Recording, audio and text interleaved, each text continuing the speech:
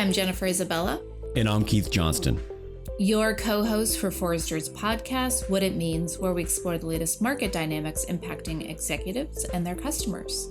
Today, we're joined by VP and Principal Analyst Jay Patisal to discuss the biggest takeaways from this year's Cannes Lions, including the exciting developments in generative AI for marketing and advertising. Welcome, Jay. Thanks. Good to be here.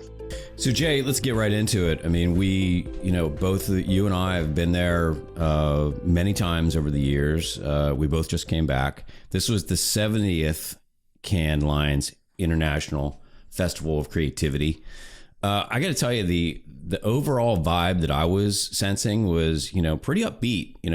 Unlike last year where, the economy and a little bit of the post-COVID hangover was kind of dragging some things down. Overall, I felt an inflection point where brands and agencies and big tech, were some ways finding some harmony and have really adjusted to this collective economic reality and the new tech-led system of advertising and how it works. I mean, what were you feeling? What are some big themes?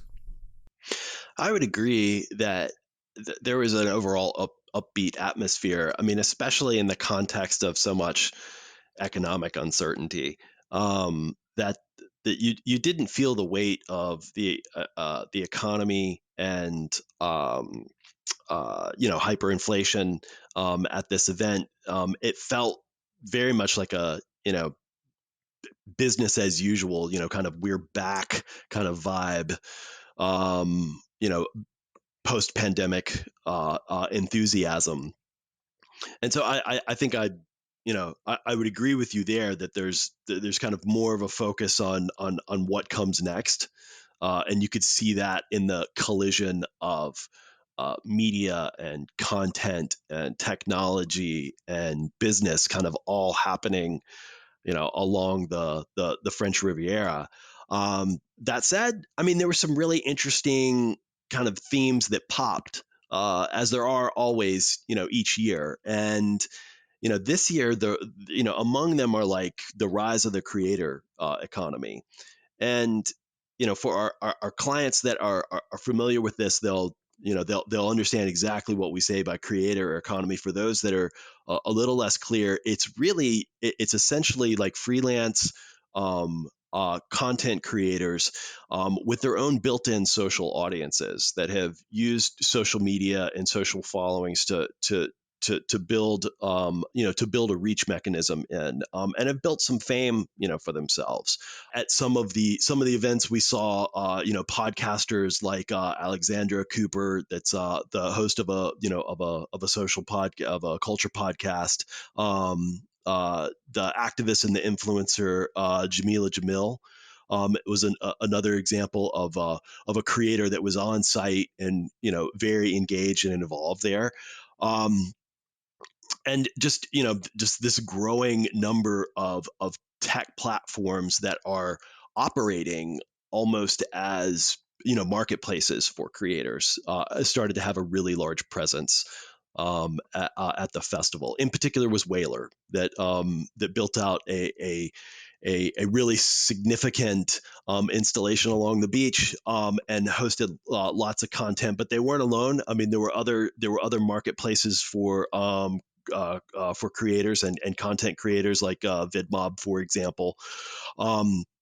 But you even saw the large, like, established social media platforms pursuing this trend.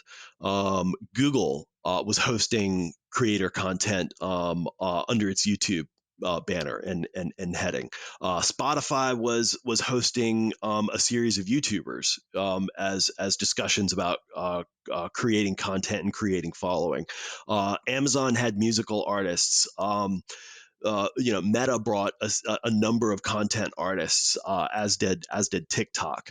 And so you could really kind of feel the creator vibe happening, at the festival. And this, of course, follows a series of blockbuster acquisitions just this past year of a number of creative creator agencies, influencer agencies that were bought agencies, influence companies, GOAT, Influencer Village, obviously, were all purchases this year that kind of demonstrate this trend.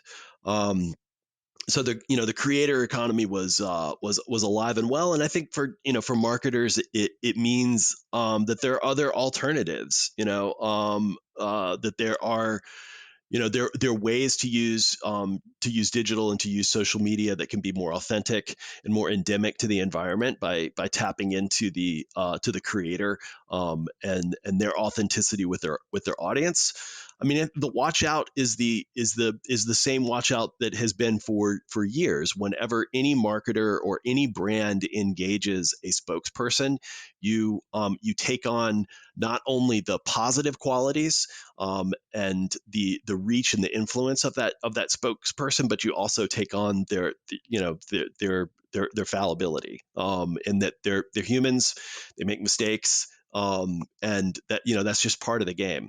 So the creator economy is the new spokesperson, and that was on full display, inside the installation. So, Jay, you obviously rattled off a few company names that were in, the tech space, but this has been a huge, sort of ballooning of tech firms, right, at this festival over, I don't know, probably the last 10, 15 years. So who did you see there, had a decent presence? Was there, aside from some of the creator marketplaces that you just mentioned, or agencies that were in presence, were there other sort of tech companies and ad tech specifically that had a large presence at the show?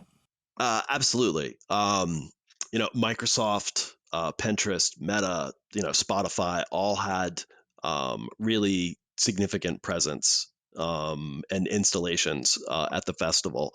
The big tech companies did not hold back, in terms of demonstrating their reach, and their capacity to harness an audience. And a great example of that would have been how Spotify put on nightly concerts. One of which was the Foo Fighters, which was was standing room only, as you can imagine, and a difficult ticket to get. But along the line, there were just scores of other companies there. I mentioned some, earlier when we were talking about influencers, Vidmob being one of them, but Immobie was another company there, the ad tech company that we engaged with. Freewheel, which was the Comcast owned ad tech video solution provider, had a an installation there. But there was programming that was dedicated specifically as like basically startup connects, in order to bring the kind of smaller or newly created firms together with marketing and business executives looking for what's next. And so there were a number of installations that were built around providing a dedicated meet space for brands and startups, and allowing brands to kind of sign up to sit down and meet with the startup executives and understand their proposition, learn about their services and learn about their company, and see what comes of it. And so that activity, I think, was pretty substantial, and is, I think, one of the great values of a festival like this, in that there's a lot of technology behind the creativity, and there's a lot of emerging technology that's coming along, and the festival plays a role to kind of bring together the startup with the brand. Is that a palpable shift that you're noting here, where you know can lines, there's a huge award component, and now you're sort of pointing at this sort of marketplace, right, of you're connecting brands and executives to startups and new tech potentially.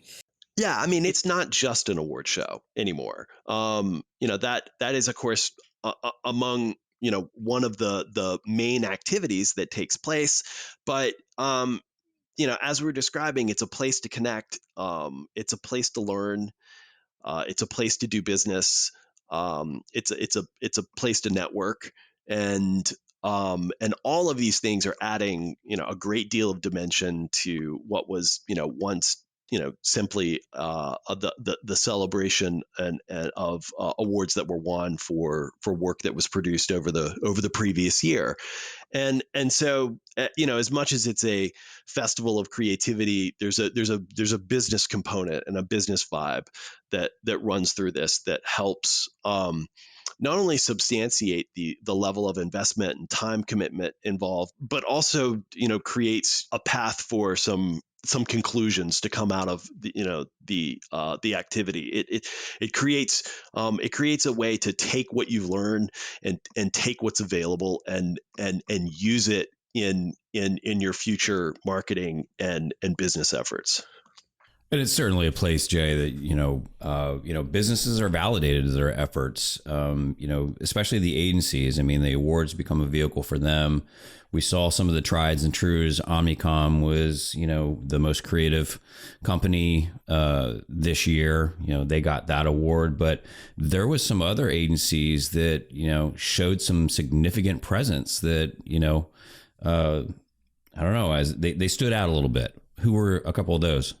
I think the one installation that stood out the most for me was Stagwell's Sport Beach.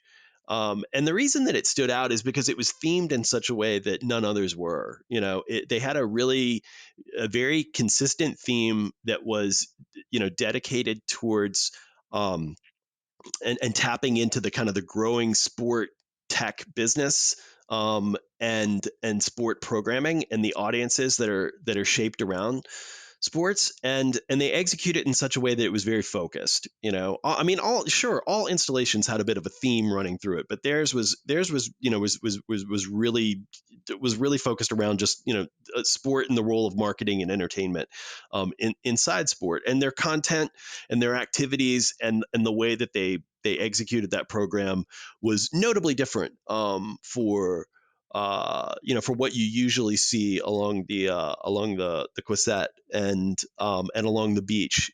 So, Jay, you and I both did a bunch of sessions while we were there, participated in some content, and it seemed like all the content started with good intentions to cover one thing, and inevitably always ended up being dominated by AI. So take us through that theme of AI, because I got to tell you, the metaverse pretty much vanished this year. Agreed. The metaverse spark has come and gone. I think almost 9 out of 10 conversations at some point touched on AI or generative AI, to the extent that there were many companies that were that were trying to avoid it, but were you know inevitably kind of running into this conversation. The thing I find ironic, though, Keith and Jen, is that a lot of the official programming at Cannes was focused on other topics and not necessarily AI. They had a few AI topics, but for as prominent as it was a small part, I think, of the official programming, and consequently, like, a lot of conversations just kind of inevitably wound and found themselves talking about AI and the implications of AI. The agencies, I think, fully embraced it. WPP, for example, and NVIDIA hosted a session about their combined AI efforts. Omnicom hosted a session that involved Forrester and some experts from Oxford that teach courses in business for AI. Publicis Group and Microsoft hosted AI sessions and innovation sessions that touched this topic, and so it was kind of ever present. Um, it was by far and away the topic of the conference. Everyone is either fearful or fascinated about it, and the implications for what AI can do for marketing, the creative process, and the players that are involved in producing marketing was a was probably the conversation of the entire week. Um, and I think what's ironic is that this is not a new topic. I mean, AI has been around for decades and has been involved in marketing as part of delivery, whether it be really basic robotics, process automation, or even more sophisticated machine learning, which machine learning has a significant impact on media delivery and media activation, from helping to create audiences to helping to optimize channels and optimize budgets, and optimize the actual campaigns. I think Group M recently produced some research that shows that AI touches 50% of media executions, at this stage. And so the fact that this was the conversation with something that is so prevalent already in marketing was notable. What's I think the real shift here is that there's an excitement for it, and the excitement for it is new. It used to be more fearful and mysterious, as when I talk about things like robotics processing, or robotics process automation, or machine learning. I mean, that's difficult to kind of to understand, and it takes a data scientist to be able to fully implement and apply technologies like this. And the skill set of being able to create marketing and be a data scientist simultaneously is not a commonplace skill set. What's happened is generative AI and these very usable, simple interfaces, these interactive chat interfaces, have really democratized the ability to understand how to apply AI to marketing and to the work, and that has replaced this kind of puzzlement, or maybe in some instances fear of job displacement, with a fascination of what this technology can do and how it can contribute to marketing and speed things up and make the work more efficient and more intelligent. And I think that is the energy that you felt in all of these conversations. And it's understandable, because I think our own data here at Forrester has really helped us understand the interest and the scale of what AI can do within marketing. And to illustrate that, we in Q1 we asked a CMO audience, a US based CMO audience, how many of them had implemented generative AI in their marketing executions, and 19% had indicated that they had done so in Q1. In Q2, that jumped to 56%. And we would anticipate that it would, it's probably going to be even more, by the end of the year. 84% of CMOs in that research had indicated that understanding the opportunity for AI in marketing was among their top priorities. So it's really it's not only grown in interest, but it's grown in application, as well. And it has some pretty profound effects for what marketing looks like in the future.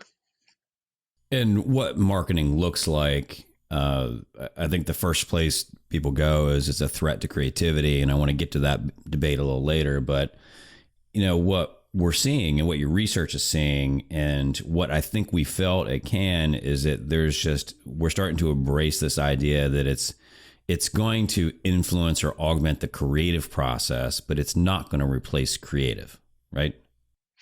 Yeah, I mean, it's the it changes the creative process, but not it doesn't destroy the creative process. It changes the creative process in the sense that it takes speed, the ability to find images very quickly, to construct images very quickly, to produce copy and drafts and iterations, to be able to very quickly organize information and organize research, to develop extensive lists of SEO keywords, so on and so, like they're numerous use cases of this. What used to take us weeks can be done in days, can be done in hours in some instances. So it adds speed in an environment that has often been criticized to be sometimes sluggish. and it combines it with quality, because people still need to be involved in the in content creation and in marketing creation, and we can talk about the reasons for that. But it's not pushing people out of the loop. It's working side by side with people, and so it takes the speed and the efficiency and combines it with the quality, and it produces faster outputs and better outputs.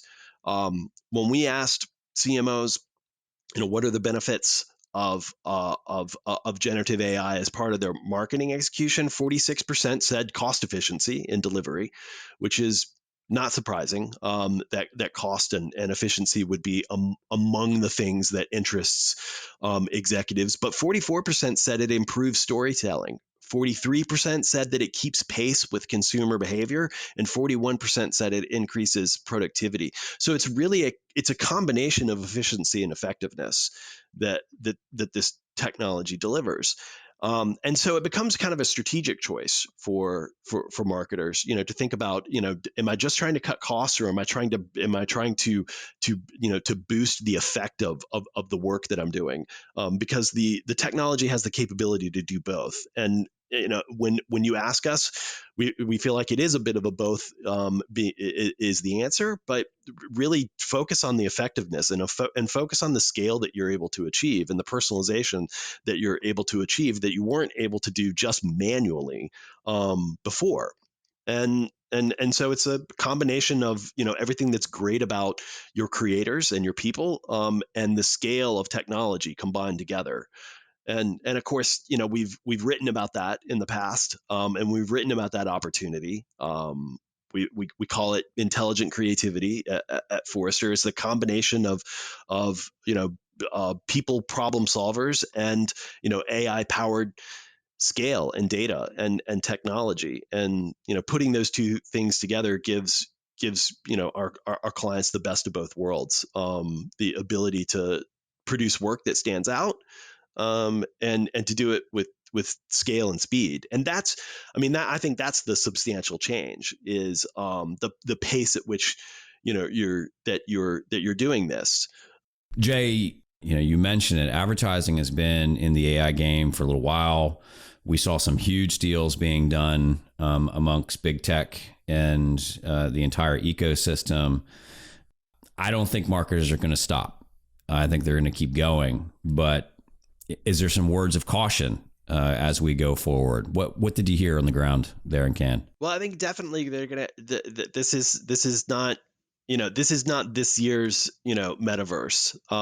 And inevitably next year we will be talking about additional things, but we will also continue to be talking about what AI can do for marketing. And because really what it comes down to is the machines are more efficient and are better at doing certain tasks than people are, which leaves people to do what they do best, which is create ideas, which is create solutions, which is think of the things that haven't been necessarily thought of before, and find novel ways to build those as part of a marketing campaign, as part of a product or a digital experience.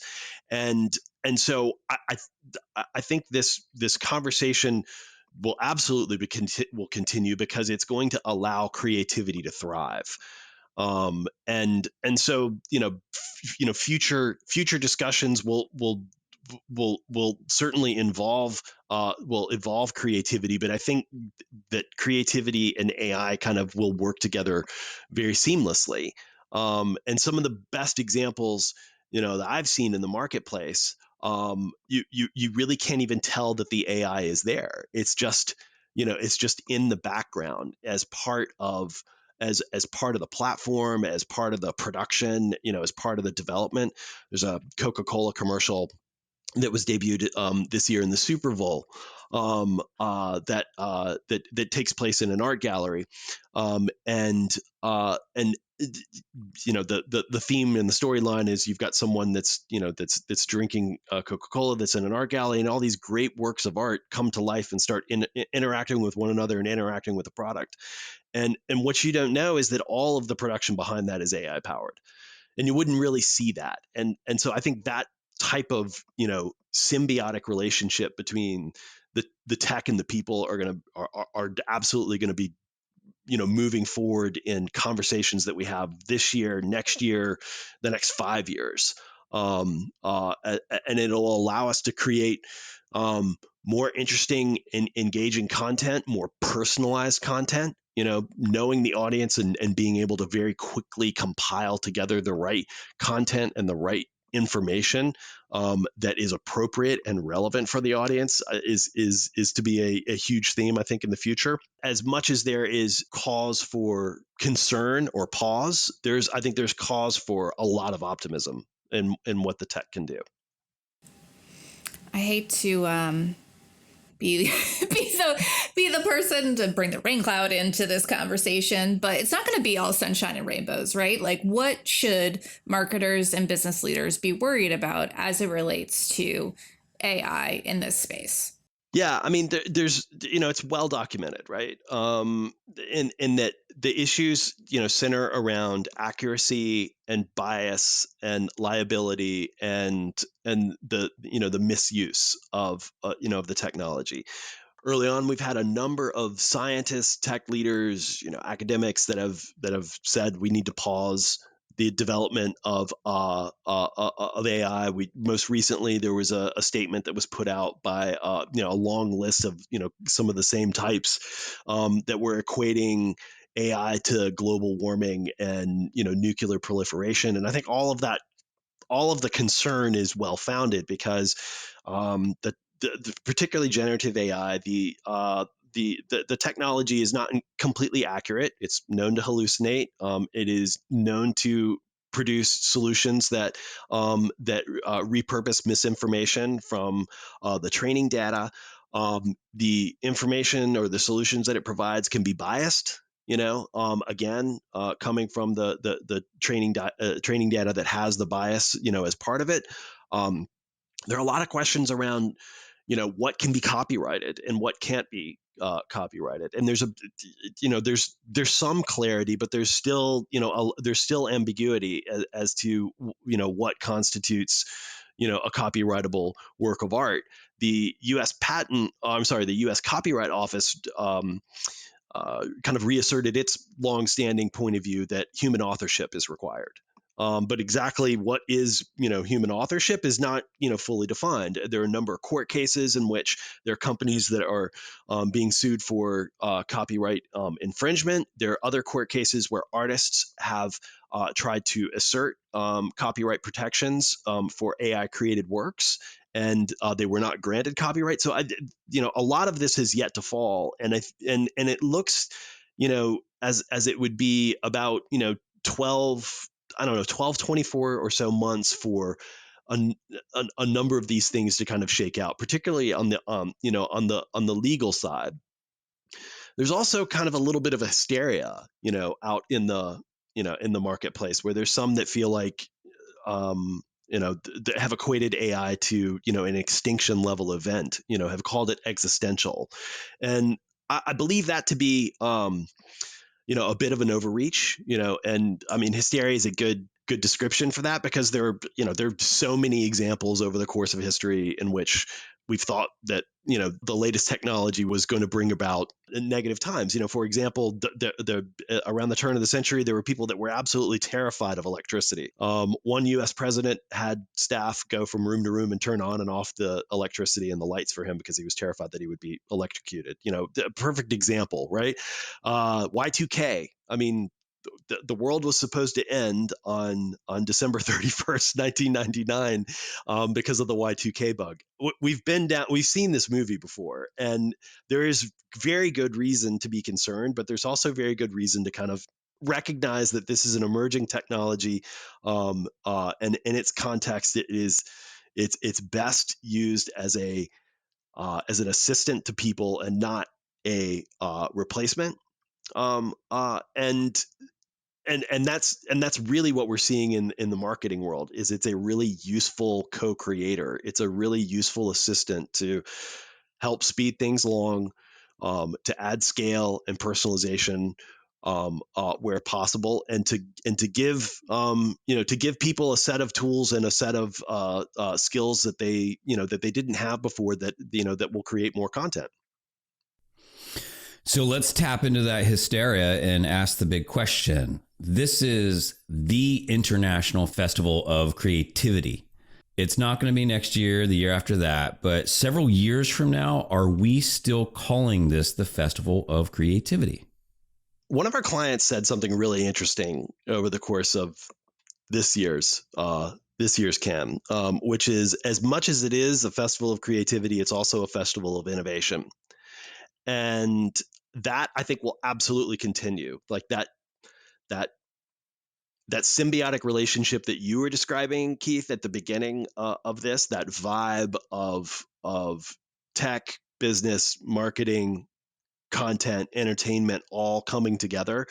I think that best describes what this will be. And yes, AI will play a role in that. Content creators will play a role in that. Ad tech, is going to play a huge role in that.